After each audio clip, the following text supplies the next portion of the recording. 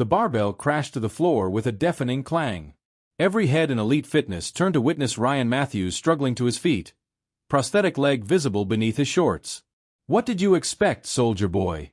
We don't cater to cripples here," Aaron Foster sneered, his designer workout gear spotless as he towered over the fallen veteran. Ryan's face burned with humiliation as snickers rippled through the gym.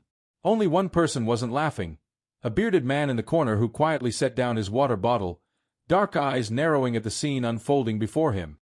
Nobody recognized Keanu Reeves beneath the baseball cap, but everyone would remember what happened next. 6 years ago, Staff Sergeant Ryan Matthews led his squad through the dusty streets of Kandahar. His team relied on his steady hand and quick thinking. 3 Purple Hearts and 2 Bronze Stars testified to his courage under fire. But medals couldn't protect him from the IED that ripped through their Humvee on his 4th deployment. The explosion took his left leg below the knee and left shrapnel embedded throughout his right side. Ryan remembered little of that day, just flashes of screaming, the copper taste of blood, and the agonizing evacuation flight. He'd saved 2 of his men before the second blast caught him, they told him later at Walter Reed Medical Center. Small comfort as he faced 18 surgeries and months of rehabilitation.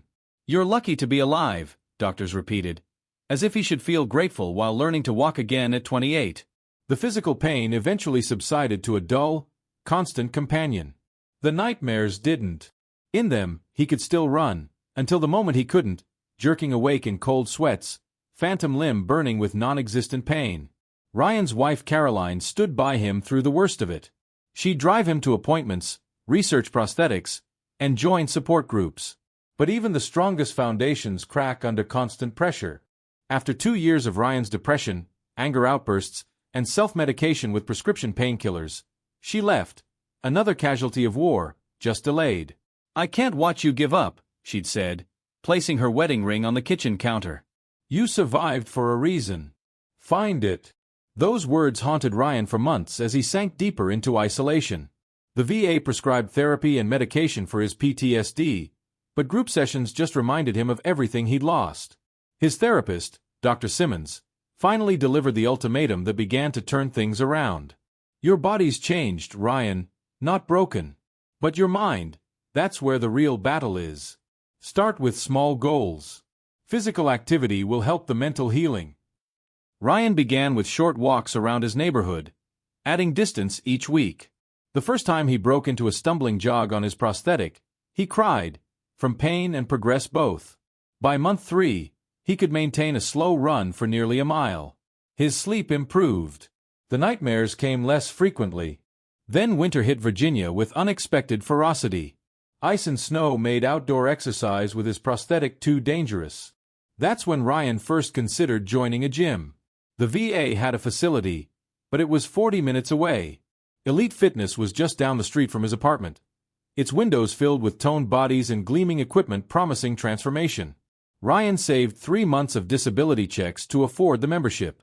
The day he signed up, he felt hopeful for the first time in years. He studied exercise videos specifically designed for amputees. He bought new workout clothes and a special sleeve to protect his residual limb during training. "This is your new mission," he told himself, staring in the mirror the morning of his first workout. "Getting stronger. No excuses." He couldn't know that Aaron Foster, owner of Elite Fitness, had different ideas about who belonged in his showcase facility. He couldn't anticipate the humiliation waiting for him. But Ryan Matthews had survived worse than a bully with a god complex and designer workout gear. What he didn't know yet was that his worst gym experience would ultimately lead to his greatest purpose, and that a Hollywood legend would help him find it. Elite Fitness wasn't just a gym, it was Aaron Foster's kingdom. The 15,000-square-foot facility featured floor-to-ceiling windows, cutting-edge equipment, and an army of personal trainers who seemed cast from the same mold. Perfect bodies, perfect smiles, perfect emptiness behind their eyes.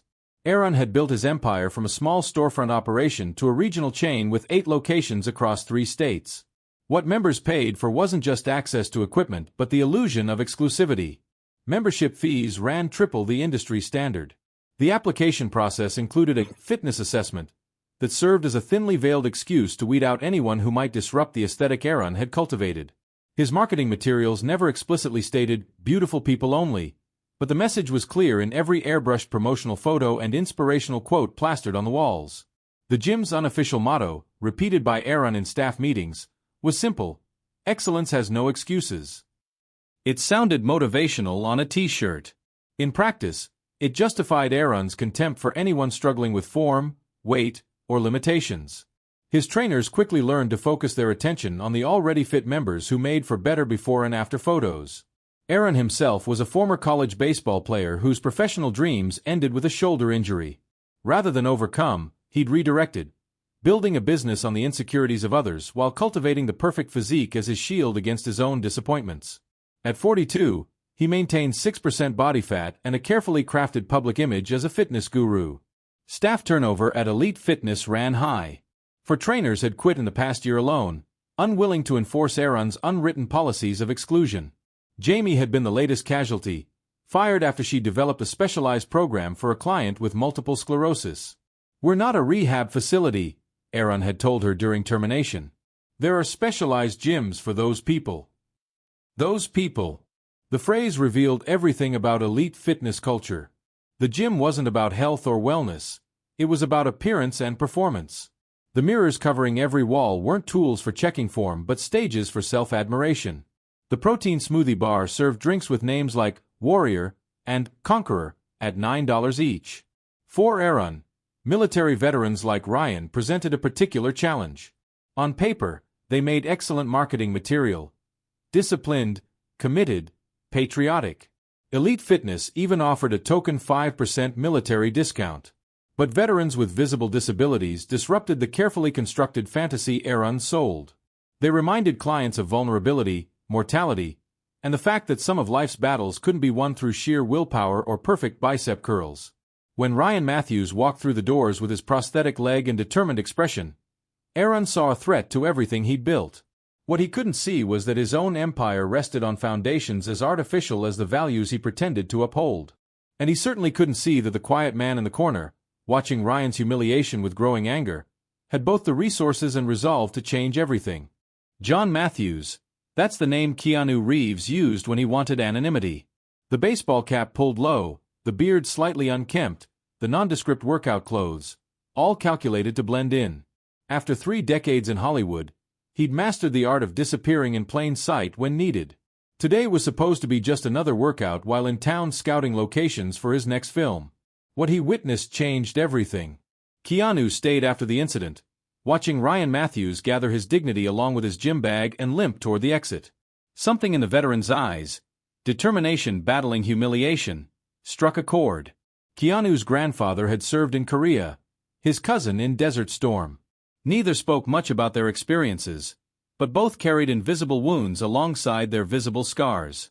In the locker room, Keanu overheard 2 trainers discussing Ryan.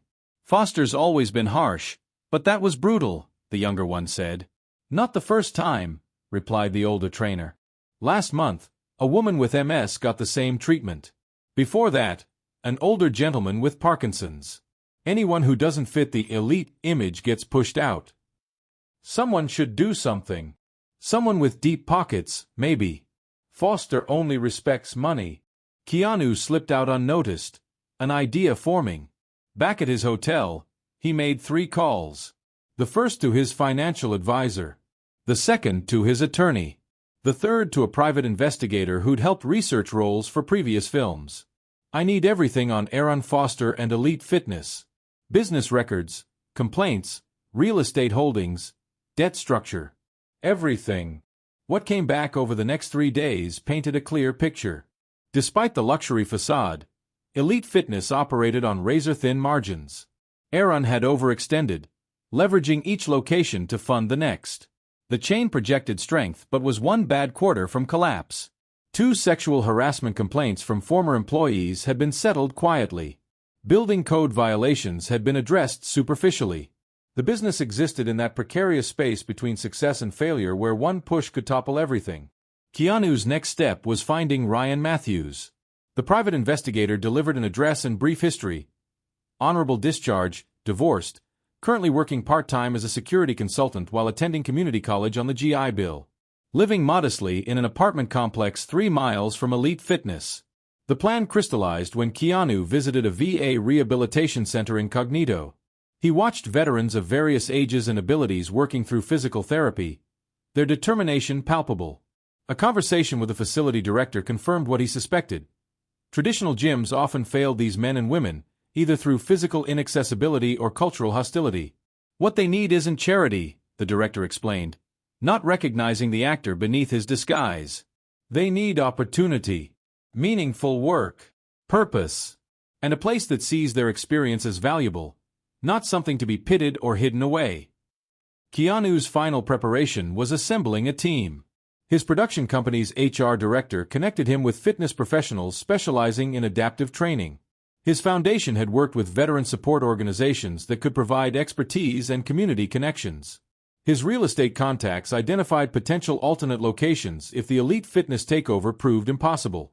6 days after witnessing Ryan's humiliation, Keanu was ready.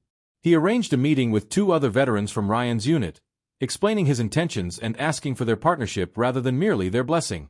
He wanted this to be a collaboration, not a celebrity's vanity project. "Why are you doing this?" asked Miguel Sanchez, who'd served alongside Ryan and now used a wheelchair. "You don't know us." Keanu considered the question. "My grandfather came back from Korea different, quieter. He'd been a boxer before the war, but never stepped in a ring again after. When I asked why, he said spaces that once felt like home now felt foreign. I couldn't help him then.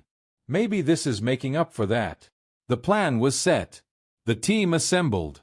The financial arrangements in place.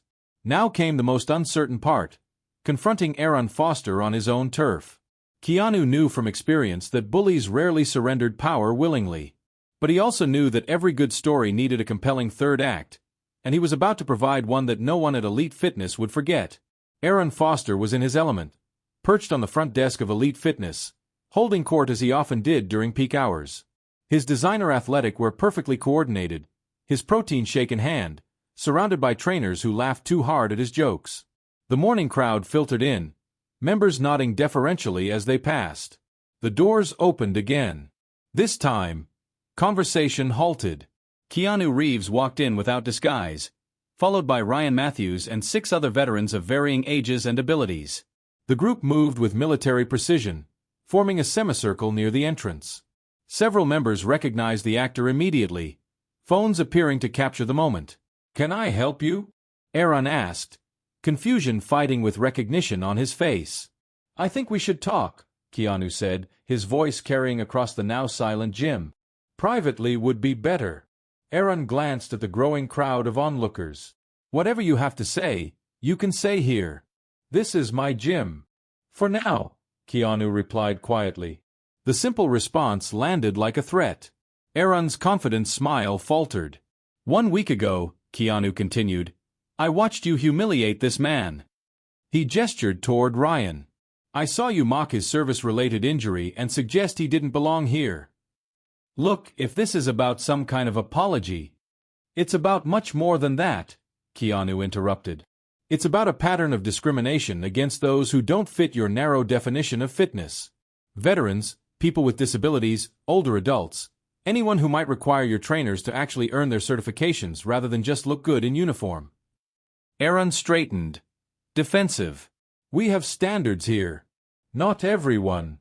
"I know about the harassment settlements," Keanu cut in.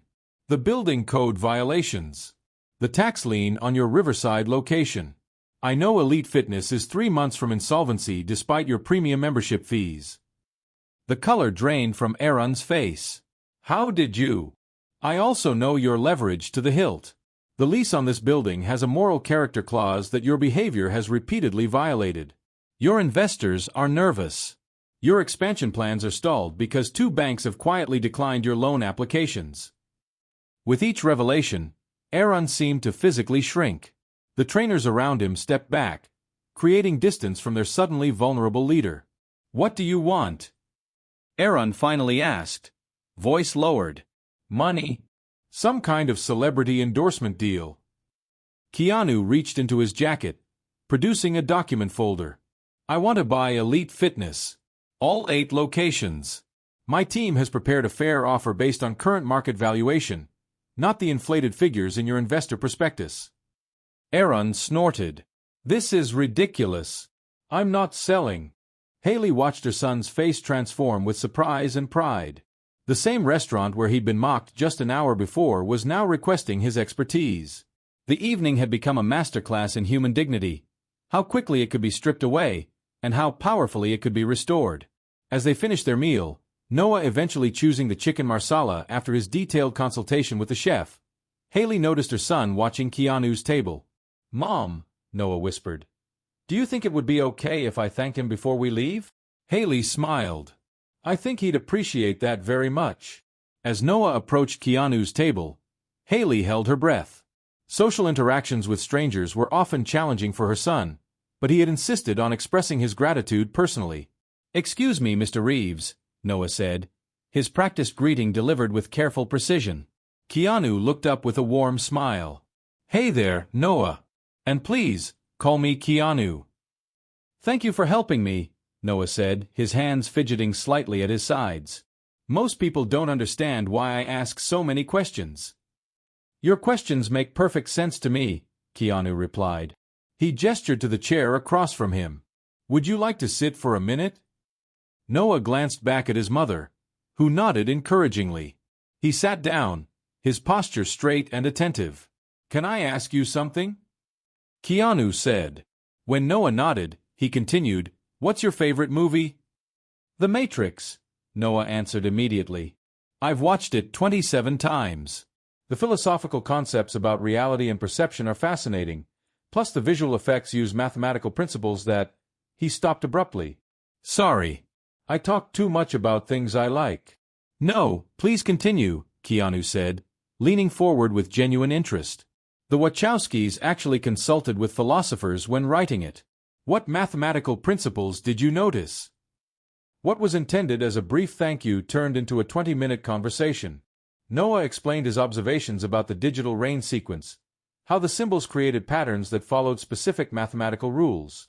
Keanu listened intently, occasionally asking questions that revealed his own deep understanding of the film's technical aspects. Meanwhile, something unexpected was happening throughout the restaurant. Martin, the waiter who had initially been so dismissive, was now engaged in a thoughtful conversation with Bellini and the chef. They were redesigning the restaurant's training program on the spot. "We should create sensory-friendly hours," Bellini was saying. "Lower lighting, reduced noise, detailed menu descriptions. I could develop alternative preparations for guests with texture sensitivities," the chef added. "It wouldn't be difficult with advance notice." Martin nodded. "My cousin would bring my nephew here if he knew accommodations were available. They've stopped going to restaurants entirely."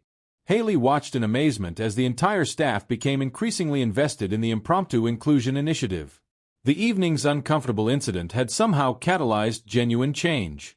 At Keanu's table, the conversation had shifted to Noah's interests beyond movies. "I program simulations," Noah explained. "Computer models that show how complex systems behave." "Like weather patterns?" Keanu asked. "Sometimes. Right now I'm working on traffic flow optimization. My program shows how changing one intersection affects entire city grids." Keanu's expression revealed genuine surprise. "That's actually incredible. Have you shown this to anyone?" Noah shook his head. "Just my computer science teacher. He said it was neat." "It's way more than neat," Keanu said. "I know people who work in urban planning who would find that fascinating." He hesitated, then added, "Would you mind showing me sometime?" The question caught Noah off guard. "You want to see my program?" "Absolutely. I'm involved with a technology foundation that supports innovative projects. Your work sounds exactly like something we'd be interested in." For the first time that evening, Noah was speechless. As the conversation continued, other diners who recognized Keanu began discreetly taking photos. By morning, social media would be buzzing with images of the famous actor deep in conversation with a teenage boy, their expressions equally animated and engaged. The captions and stories accompanying these images would vary, but each would capture fragments of the remarkable turning point they had witnessed. When Haley finally approached to let Noah know it was getting late, Keanu stood to greet her. "Your son is brilliant," he said simply. "We've been discussing his computer simulation work. It's genuinely innovative." Haley smiled. He's always seen patterns and connections others miss. That's a gift, Keanu replied. He handed Haley a business card with a handwritten number on the back. My foundation works with young innovators. I'd like to connect Noah with our technology director, if that's okay with you. What had begun as a birthday dinner marked by public humiliation had transformed into an unexpected doorway to opportunity. As they prepared to leave, Martin approached one final time. Mr. Matthews, he said to Noah, thank you for your patience with me tonight. I've learned something important. Noah studied him carefully before responding. People can change their minds when they get new information. That's actually very logical. Martin smiled. I suppose it is. Behind them, Bellini was already implementing changes, instructing his staff on new procedures, drafting notations for the menu, discussing with the chef how they might better accommodate diverse needs. As Noah and Haley walked to the door, a young server stopped them. Excuse me, she said quietly. My brother is autistic. Seeing what happened tonight, how everyone adjusted to understand him instead of expecting him to change, it meant a lot to me. Haley squeezed her son's shoulder gently. What had begun as an ordinary birthday dinner had rippled outward in ways neither of them could have anticipated. The new sign was unveiled to applause, Second Chance Fitness, where every body has purpose. The name had been Ryan's suggestion, acknowledging that for many veterans, civilian life represented a second chance they hadn't been prepared for. Inside, the transformation stunned former members. Equipment arranged in accessible circuits. Training areas designed for partner workouts where veterans could support each other. A dedicated rehabilitation zone with specialized equipment. Most striking was the staff. Nearly half were veterans themselves, several with visible disabilities similar to those that had once made them unwelcome. In a quiet corner away from cameras, Aaron Foster observed the ceremony. His invitation had surprised everyone, including himself. The past months had forced reflection he'd long avoided. His own shoulder injury, the one that ended his baseball career, had been the original catalyst for his obsession with physical perfection. He'd built a business denying his own vulnerability by mocking it in others. Keanu approached him as the ribbon-cutting concluded. You came. I wanted to see what you'd do with it, Aaron admitted. It's not what I expected. What did you expect? Charity. Pity. This is... Aaron gestured to a veteran teaching a newcomer proper form, both laughing at a shared joke. This is something else. It's community, Ryan said, joining them. Something that was missing before. An awkward silence fell before Aaron extended his hand. I was wrong. About a lot of things. Ryan hesitated only briefly before shaking it. Everyone deserves a second chance. As Second Chance Fitness opened its doors to the public, the transformation came full circle. What began with humiliation had become redemption, not just for one veteran, but for an entire community. And somewhere in the crowd, beneath his understated baseball cap, Keanu Reeves smiled, knowing his work here was done.